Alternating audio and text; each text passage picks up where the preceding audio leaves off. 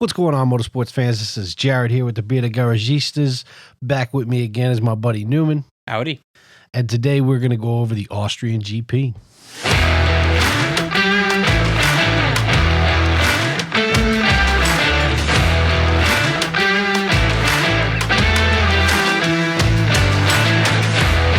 All right, so as usual, Newman is going to kick it off with practice and quali, and quali was crazy, and I can't wait to talk all about that. Take us through practice. What happened first? What do you got on your notepad, Newman? Good old FP1. Honestly, FP1 this week was, we got softer compounds. We got to figure out what's going to happen with them. But if anyone else is a big fan of the future of Formula One, you got to love seeing all the new guys coming out there. Roy Nissany, he's basically the Williams guy that always shows up a few times running that Friday practice session for Williams, taking over the Russell car. You had Callum Elott coming in, taking over the Giovinazzi car for Alfa Romeo.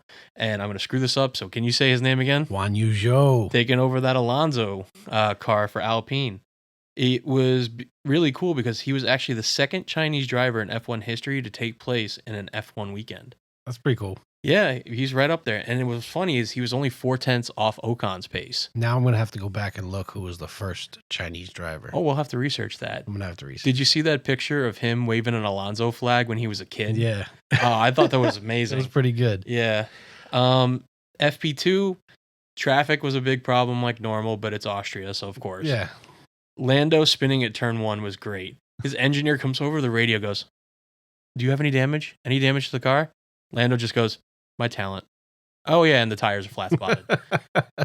For a man that literally is so fast, he's just like, I think my ego got bruised a little bit there. It probably did. I mean, it every once in a while, you got to get smacked back to reality. And then, honestly, FP3 was just quality runs. There wasn't anything to write home about. But then you got into that crazy qualifying. I think Ocon officially hates this place. He has to. I'm pretty sure he's just done. He when doesn't he want to take part in this weekend anymore. This race track anymore. Just this track. This ring is just killing him. The biggest, that was really anything in Q1. Q2 was the Vettel Alonso. You know, Vettel. Oh, yeah. Basically, Alonso's on a good lap. He's got a hot lap. And coming around, I think it was turn 10. It just, Vettel was right where the pit entrance was. I see. My thing is, I understand the penalty. I get it. You have to give him a penalty there. But the queued train was pretty long. Like, where do you expect him to go? It's tough because of how far back that entrance into the pit lane is with that white line. Just like, yeah, like France, how when you come out of France's pit lane, you're on the racing line. Yeah. It's tough, especially this one. It's so far back, and with the traffic that builds up, it's hard not to get out of the way. And unfortunately, Vettel got hit with a 3-pace grid penalty for this one. And George Russell, being George Russell, gets his Williams for the first time ever. On pace, baby. On pace alone into Q3. Unreal. And then he just went that race for him was not a fun part. No, but, I got some notes on that. And then I want to say this. Holy shit, Q3. That was one of the craziest qualifyings we've seen all season. Yeah. It's like Norris was driving that car like he stole something. Like that was a very exciting Q3. I did not see it going that way. All of our especially for qualifying, I didn't think it was going to go that way. I know you got pretty close with your race prediction. 2 out of 3, and in those right positions too. But I did not see this race going this way, and there with the penalties and everything like that we're going to go over, very frustrating. But Q3 was impressive. What was the starting order of the grid? I know you got it written down. Starting order of the grid, I don't remember all of them. What? That part I don't actually have written down. Dude, you have so many notes. I have the final ending, but no, it was Verstappen, Norris, Perez, Hamilton, Bottas. And I think it went down. And then it goes there. And you always know the Haas is in the back, so there you go. No, that's fine. You always can know like the top 5 and the last 2. Everybody else in the middle kind of just jumbles around. Usually Latifi's towards the back. Yeah. But Giovinazzi's been all over the place, but he's been really good all over the place. Between like what's his name? Russell, Norris, their back's got to be hurting by now. Oh, They're straight up carrying it. Oh, Pierre too. You think so? It's Well, you know what? Not really, because in qualifying, I think it was 6-7, and it was the AlphaTauris. Yeah, Yuki. AlphaTauris? I think it's Tori. It's Well, I don't, why am I having a Tauri. problem pronouncing things tonight? I can't say the guy's name that drove for Alonso's car. Juan Yujo. Yeah, that too. It's got a Z in it. Give me a break.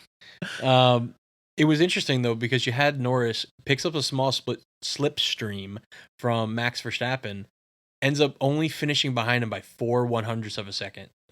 Could you imagine a McLaren on pole? I couldn't even imagine a McLaren on pole. I couldn't imagine on the first row, let alone pole. And it's Norris, and that's the part that's even more, because I did think that I knew Ricciardo was going to have a learning curve, but you would still think that somebody of Ricciardo's caliber would be able to stay in front of Norris, but apparently not the case. Do you have anything more for qualifying, or can we get into this race? Let's get into this race. All right, so we're not going to really go over the race like section by section and part by part, because you all watched it and you all know. But there are certain things that I do want to talk about that I want to kind of go over the key points. So the first thing on my list was Norris was fantastic. Again, I don't understand how much more I can say. I was not expecting this. I really thought George Russell, even in a Williams, was like the next one that was going to make that splash, right? Norris was good, but you never got that splash out of him. And I feel like now he's just risen his game up so far, and he's really a contender. If you want to prove it just on numbers alone, Norris in 17 races last season got 97 points.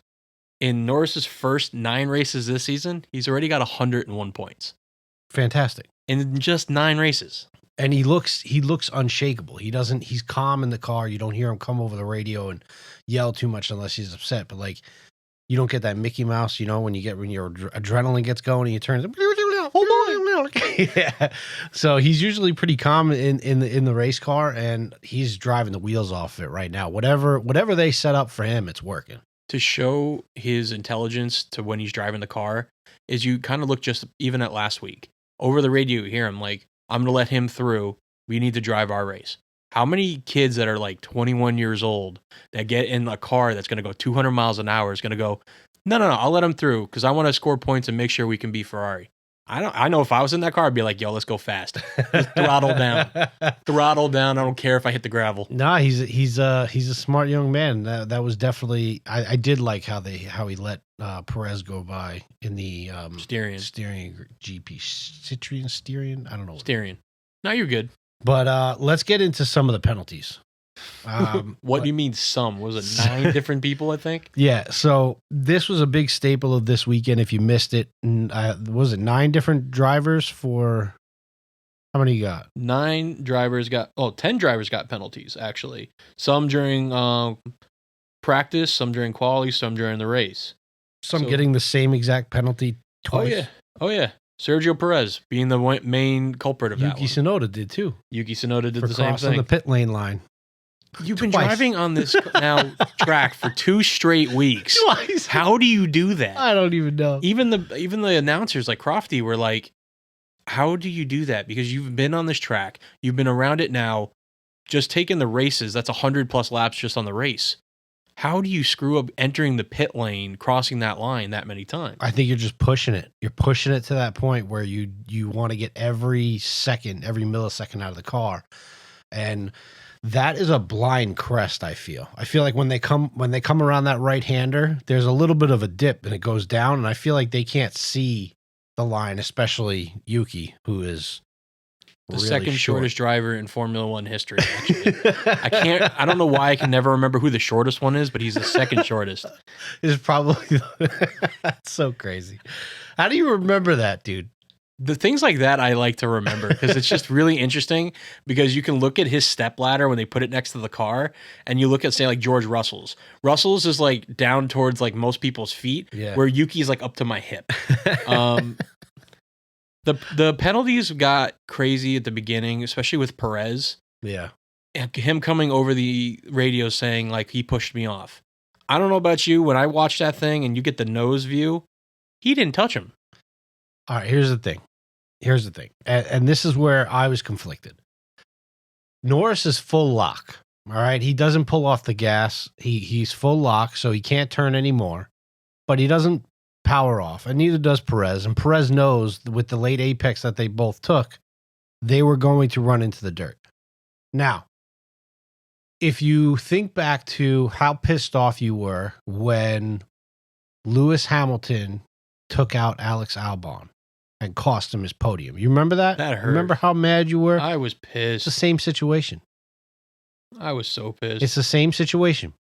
You think about it. I mean, I a little bit different because the way Hamilton hits Albon and spins him around. But if you look at, there were other turns on that same race, especially the turn right before, or 2 turns before this happened, this incident, where Norris pushes Perez wide.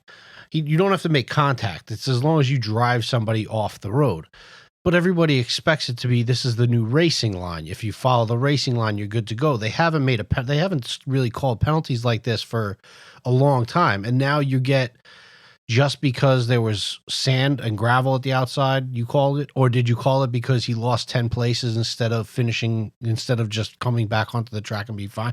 Like, what made it penalty worthy versus all the other times we see the same thing? I think they set a bar very low this week on what they were going to consider a penalty, and that's why you saw so many penalties. The thing with the Albon and Hamilton one is Albon had the position. Hamilton really needed to back out of that one, and he didn't want to do that to a Red Bull or even Alex Albon. Where I think when I look back at the Perez and Norris, no one really had the position to say, like, this is mine. If anything, I think Norris was slightly ahead, and his line should have been what was followed. Why Perez pushed it too hard to the outside, especially when the gravel was right there, I think he just made a mistake and shouldn't have done that. But there really, to me, should not have been a penalty on that one. Now, later on, when Perez pushes Leclerc out there, that's a penalty, plain and simple. I think he only got that penalty because they gave Norris a penalty earlier in the race, and at that point, they made their bed, which was lap 3, I believe. Yeah. They made their bed at lap 3, and now they have to tiptoe around every other thing because there's that, they won't say favoritism, but you're going to have people run up to that booth and complain if you call one and not the other. You know what I'm saying? So I think they made their bet on lap 3. They had to call that one on Perez, but Perez, I believe, he made a few bad decisions that I think he didn't have to get Norris there. He was in a fast Red Bull, consistent Red Bull. I don't think he needed to make that move. He could have waited. And then on the other side of that, when he's battling with Leclerc, him pushing him off at that turn was definitely a penalty. Going around the outside of the next set of turns, that was a little ambitious, we'll say, from Leclerc. I didn't think he was going to make that. He was definitely going to get run out of track. If anything, I don't believe there should have been a penalty for that because you don't pass there and there's a reason. So it's iffy. It's definitely iffy. Well, it's just, I need consistency, right? And I say this about track limits, and I say this about penalties. Like, if you're going to call something, if you're going to set a track limit, make it consistent. It stays there. That's it. You know what I'm saying? All the variables in a multi-billion-dollar sport, leave that shit got to go to the curb. What was interesting is, so Perez comes over the radio saying he forced me out. But later, when Sky Sports goes back to Christian Horner on the pit wall, he never once said that there was any fault. He kept saying, that was a racing incident. That was a racing incident. Yeah. Which is really funny coming from a team principal that kind of complains about almost everything. Decides he's trying to do that because I think he thinks this might screw us in the end if I push this. And they ended up just making everything a penalty anyways. Yeah. It's pretty shitty. There was so many of them. Yeah. Ocon speeding in the pit lane during FP3. You Vettel's, get that? Come on now. Yeah, Vettel's grid penalty. Stroll also speeded during the pit lane during the race, apparently. So he had to serve a 5-second penalty. I don't even remember that coming up on TV. I had to research that. They barely played Stroll at all. Yeah, well, usually they pump him right in front of everybody. And Latifi. I don't think I saw Latifi much in that race either. They barely show the Haas's. Oh, there's a reason for that. Yeah, but you still want to see Mick Schumacher. Come on now. I think they finished 2 laps down? Something like that? Don't. It's okay. I mean, the fact is, the Mazepin and Latifi penalties happened on the Kimi Räikkönen and Vettel crash, which when you watch the race, you don't actually see the crash. Like I had to see that on replays. Later. Yeah, dude, I was pissed about that because it was like apparently Kimmy like had lost his mind and just like drove into Vettel or something like that. It's almost like he checked out for a minute because he realized where I'm at, so he just looked off. And next thing you know, we got tires colliding and Vettel's like spinning. Like he probably didn't expect people to be battling outside of the points at the end of the race like that. He probably was strolling around and then kind of got caught out. That makes sense. I was just like, come on. We get one crash and we don't even get to see it.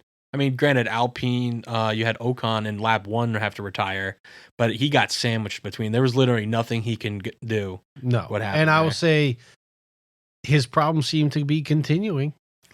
3-year contract and nothing but just bumpy road ahead of, you know what I'm saying? It's gotta smooth out eventually, right? Yeah, it's going to, definitely. Do you think it smooths out quicker than we think or a little bit longer? I think he'll do a better job in Silverstone. Really? Yeah, I think get him out of here, get him onto a usually wetter track. Let's see what happens when he gets just away from Austria. Something's got to be different. Something's got to be different. All right, fair enough. Verstappen looks to be in control of this. Is he going to do it, or do you feel like Hamilton's going to make that comeback? I mean, this is the longest winless streak since the hybrid era for Mercedes. 2013, yep. That's ridiculous. Never would have thought we'd be saying that. Right. And Hamilton is not looking any better. The car isn't looking any better. And with usually normal Mercedes, how they conduct themselves, they're probably not upgrading this car too much because they're probably already working on next year's car. So they are bringing upgrades to Silverstone. I listened to Toto Wolff get out in front, and he was talking about how they're going to bring upgrades. They haven't said what those upgrades are, but he was also trying to, gorilla and throw his chest up. We're going to finish 1-2, and we're going to finish 30 seconds ahead of the next car. He on TV he said that. Yes, he did. Dude, that's like guaranteeing the Stanley Cup as Marc Messier. So we got to see. I mean, it is Silverstone. There is a pit lane named after your top driver. So we never know. That's ballsy. And you don't know what they're bringing. They are bringing, he said they are different engine. A faster engine and a legal one. The ability to make the turns and not lose 0.3 off a Red Bull. I don't know. Who knows what they're going to bring? Not unless they're thinking about jacking up the rear end of that car to make it a high rake. And that would be pretty interesting.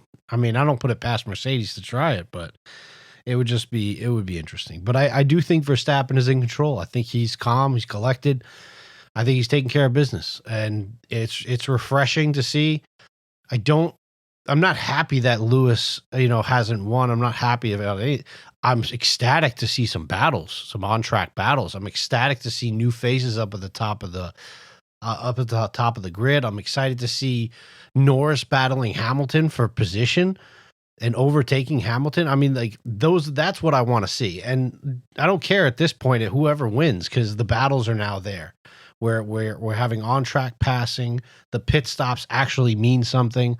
This is where I start to get excited. You know what I'm saying? Even if Hamilton won the championship, I'd still be, and the battles keep continuing like this. This has so far been one of my favorite years of Formula One. Because it's entertaining. It's not just one team running away, winning it the whole time. Yes, he's won 5 in a row. He's been taking it to it. But there's always been what if. I think Styrian was the first time he won by like a significant margin of like 35 seconds, I think it was. So it's never a complete blowaway unless it's that one. So you never really know what's going to happen. But even in that one, there was a point in that race where you were like, oh shit. Oh yeah. So I don't know. We'll see. I do have a question for you. Do we think that the Perez-Leclerc battle is over, or does that continue? Do we keep seeing something like that between those two? I think if Perez has bad qualifying and keeps dropping back down into the position where the Ferraris are, you're going to see those battles continue. But I think if he keeps qualifying high enough and staying usually above in that top 4 range, I think you're not going to see it as much. I think it's going to be depending on what happens during the race on where Perez is. So if he's up there battling with the Mercs, he's up there battling with the Mercs. If he's fell back because he ran into a gravel, and now he's going to fight with Danny Rick and Sainz and Leclerc, then I think you might see that. Do you see that being like I guess right now it's hard to find rivalries in the sport right now. I feel like Max and Hamilton are obviously the one rivalry that we seem to have, but I don't think we really see any other like really big rivalries. And I think this one could grow into something if Ferrari gets a little faster next year, with the different regulations and they get back on the same battle. I think that Sainz is definitely the driver to push Leclerc, and I think Leclerc, Sainz, Norris, and Perez are going to be very, very close and battling a lot. I think if it keeps on this consistent train, that Sainz is the better driver than Leclerc. Now, I like Leclerc. I think he is an amazing driver, especially last season driving what we call the brick and wheels. And you saw what he could do. Sainz, for some reason, was able to jump into that Ferrari and just do so well. And I think he's outpacing his competitor half the time. He really is. Even with Mazepin being on the grid, do you feel that this is the most talented Formula One grid we've had in a while? Well, last year was my first year truly watching Formula One, and Right. I thought last year was really good, but I also had a shortened season. I would definitely say that overall it is more talent this year than it was last year. Yes, For sure. But I do feel, and I forgot you had only been watching one season, but I do feel that this is probably the most talented grid I've seen in quite some years, and I feel like everyone on this grid is capable of doing something pretty spectacular on any given day. So if they had the equipment, I mean, even Schumacher got into Q2 in France. So I Right. mean, there is life in a Haas ish. What about the last thing I got to talk about is Alonso Russell battle. See, that's a rivalry. It could be it was that was on pace. And the only reason why it came so close is Russell ran out of tires. So I made a note saying I think that Fernando Alonso is like the kryptonite to George Russell, where in Austria, Russell got that 1 point. Nope, Alonso knocks him out. In Q3 in Styrian, Russell's going to make it to Q3. No, Alonso knocks him out. Well, I'll say that I thought it was interesting because Alonso said he came around the corner and he saw it was Russell and he was like, oh, shit. Like he had oh, damn. Yeah, he said, like, I have a great respect for this man, but he's still Fernando Alonso. He's still a world champion. He's still going to take over. With the cars going that way, I think if they were on even tires, I think that would have been a hell of a battle. And I think that is the type, if that's the type of talent George Russell is. You look at somebody like Alonso, been in the sport for a very long time, multiple time champion. For somebody like George Russell to bear that respect from someone like that, you could tell George Russell, is something. And when he does take over that Mercedes seat, which will probably be next year, I think we're looking at Hamilton, Russell. Well, that brings you into like my little miscellaneous section of There my you notes. go. Hit it, bro. I led you in there. Yeah. I led you in. Hamilton going into, I think it was practice session 2 with that new contract through 2023. So there goes my Russell Pierre Gasly seating that I would have been like, that would have been an amazing Mercedes lineup.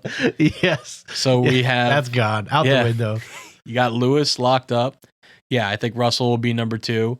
I think if Bottas does stay in Formula One, I think he's going to end up at a Williams. Think he goes back home? Why not? I don't see a reason why they just swap the seat. Just swap the seat around. If Bottas wants to do it, do you think Bottas wants to stay in Formula One? Does a driver ever want to walk away? I mean, like, do you ever really want to retire? Like, you didn't have a lot of drivers didn't have to think about retiring back in the day. Most of them died. I know when nowadays, everybody retires at some point. I know when they talked with Magnussen and Grosjean, because they both like overlapped each other with IndyCar and endurance racing. Like Grosjean didn't really want to walk away, neither did Magnussen, but Haas needed to go in a completely different direction. Now, but they're still racing. Both of them picked up. Now, yeah, Bottas would be racing somewhere if he wasn't in Formula One. Right. I don't think my thing is stopping. Like, when does someone want to retire? Like, done racing. You look at Alonso; he stepped away from Formula One, keeps coming back, keeps racing. When are they ever going to say, you know what, I'm done? Like, I know 70, 80-year-old guys that go out and race on the weekend. Like Look at the guys that come into the Daytona 500. Was it Daytona 500? No, Indianapolis 500. Sorry, where they don't race all year. They come back for a couple before, and they're like 40, 46. How old was Castroneves? Like, he's not a young guy, and he's a young chicken. He came in and won. Like, he climbed that fence like a 20-year-old man. Exactly. So, I don't think you're ever done racing in your life. Yeah, you're right. I think you just take a break, come in, hit a couple of spots, go back home. Scratch that itch. Exactly. I feel you. It's just really interesting with his contract that it lines up with the ending of Toto Wolff's team principal. This is like the second or third time they've done that. Yeah. So it's not. I mean, you're only watching. Yeah. 1 year. To me, I kept thinking of the Tom Brady, Bill Belichick. It's like, is one gonna leave, and if the one leaves, is the other? That's what I think is going on here too. I think they're just waiting for both of them to be like, hey, you know what? Let's move on. Because honestly, I would like to see some big names move. I would love to see Max move. Well, Max isn't going to move away from Red Bull, especially he's knocking on the door now. I think he's going to be fine. But it would be cool to see Hamilton jump, like try to go to, well, where would it? I think he'd end up in Formula E. Yeah. I think once he's done with I said this, that before, but I don't know. Yeah, you did say that before, and that's why I thought that. Because didn't he get into like some kind of ownership reports? Yeah, he's doing. I think he does ownership for the like an off-road team. Doesn't he?